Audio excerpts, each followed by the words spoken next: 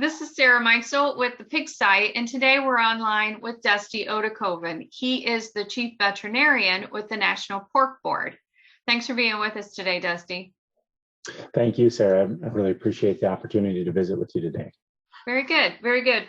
We look forward to it. So let's dive in. We're going to talk a little bit about African swine fever today and kind of really tell us a little bit about the epidemiology of this virus and how it impacts the pig.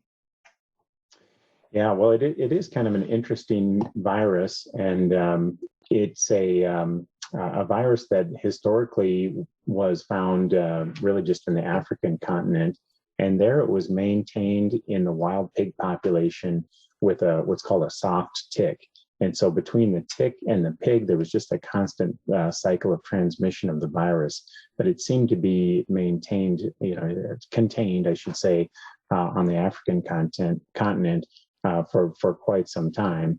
It also the virus can also spread through direct contact between pigs, and it can spread through what we call fomites or other things that can carry the virus residually, and then when the pig comes in contact with it, the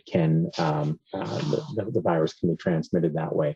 Importantly, one of the ways it's transmitted is in pork that is not completely cooked or cured, and it can survive for extended time in undercooked pork products. And so what we see, one way that the virus has been transmitted across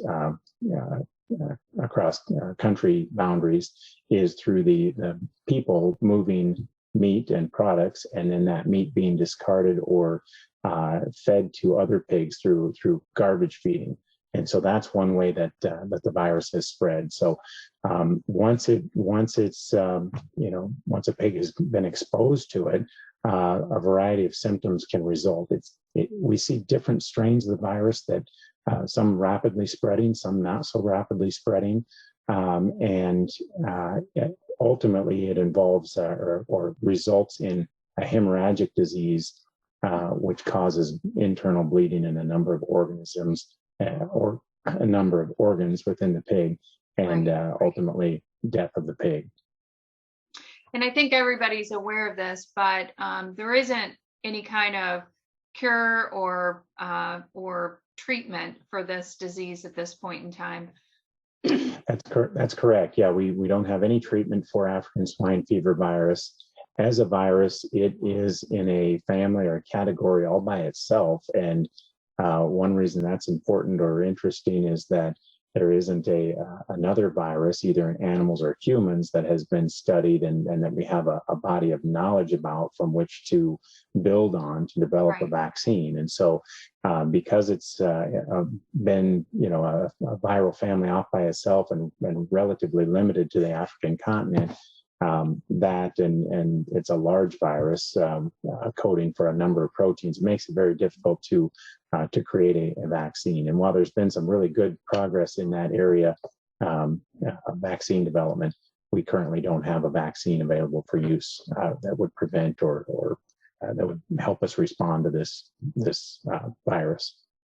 Yeah, there has been some good news recently about a vaccine, or at least a vaccine prototype moving forward, which has been great news for the industry. So, yeah, that's right. The scientists with Plum Island Animal Disease Center have made really good progress towards a vaccine candidate. And just in the last week or so, there was an announcement that vaccine candidate has passed a key milestone in one of the tests that's called a reversion to virulence test, to ensure that this modified live virus does not cause disease in the pig. So that was an important step, and now will allow that vaccine candidate to go on to further development, most likely first in Vietnam, where African swine fever virus has been identified. And if successful there, we'll continue to learn from that, and the scientists will continue to move that forward to a commercial vaccine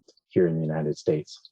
Very good. And certainly other people around the world are working on vaccines, because everybody, lots of countries and organizations obviously have a vested interest in creating something that can help the industry without question. So let's move on to the next question. Kind of, what is it about this virus that makes it a notifiable disease? Well, a couple of things. First of all, African swine fever is notifiable to the World Organization for Animal Health, or the OIE, and the United States is a member country in the OIE, and so we're obligated to report identification or finding of that virus. So I guess that's the simple answer. I guess the bigger reason is that it is a trade limiting disease. It's an economically significant disease, and that's why it's on the OIE reportable list, is because there is a global interest in preventing its spread across nations and keeping it out of the global pig herd. I would assume too, the fact that you have to call almost, I mean, that's kind of the bottom line is that you're going to have to call, and if it's spreading through, it can dramatically impact. I mean, we've seen that in China, certainly dramatically impact the pig supply, the sow supply, right? It can really have a dramatic effect on a country's pig production. Yeah, that's that economically significant factor of it, is that it really, not only limits your movement of live pigs, but also pig products and your ability to trade internationally in those pig products, and then, like you said, right down to the farm level. When farm is infected, typically those animals are depopulated, and so has had a huge effect on China's pig inventory, and therefore their food production there. Right. I mean, to me, I'm always glad that somebody's tracking all of these things, and we have one source to go to that has all of it together. And I think that's is an important role that the OIE plays, certainly. So very good. Well, thanks again. Thank you, Sarah. This is Sarah Meixel with the Pig Site.